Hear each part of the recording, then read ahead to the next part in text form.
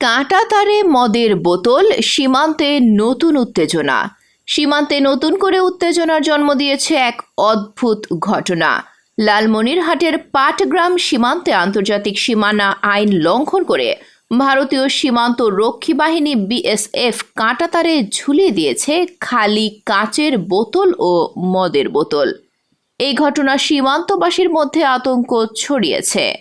গত বুধবার দুপুরে ভারতের কোচবিহার রাজ্যের করুণ ক্যাম্পের বিএসএফ সদস্যরা শূন্য রেখার কাঁটাতারে 8 থেকে 10 ইঞ্চি মাপের খালি মদের বোতল ঝুলিয়ে দেয়। ঘটনাটি ঘটে বাংলাদেশ ভারত সীমান্তের দহগ্রাম আঙ্গরপোতা এলাকায়।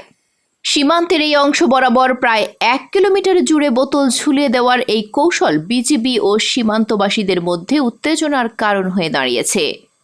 এটি কেবল প্রথমবারের ঘটনা নয়, এর আগে 10 জানুয়ারি বিএসএফ শূন্য রেখায় কাঁটাতারের বেড়া ও ফ্লাড লাইট স্থাপন করে। দুই পক্ষের মধ্যে সেই সময়ও তীব্র উত্তেজনার সৃষ্টি হয়। খালি বোতল ঝোলানোর পরপরই স্থানীয়রা বিজিবিকে খবর দেয়। বিজিবি ঘটনাস্থলে পৌঁছালেও বিএসএফ কাজ শেষ করে চলে যায়। সীমান্তবাসী প্রশ্ন তুলছেন, এই বোতল ঝোলানোর উদ্দেশ্য কি? এটি কি কেবল উত্তেজনা তৈরির একটি পদ্ধতি, নাকি পেছনে অন্য কোনো কারণ রয়েছে? কাঁটাতারে বোতল ঝোলানোর মতো অদ্ভুত কর্মকাণ্ড সীমান্তের শান্তি এবং পারস্পরিক আস্থার জন্য হুমকি নয় কি?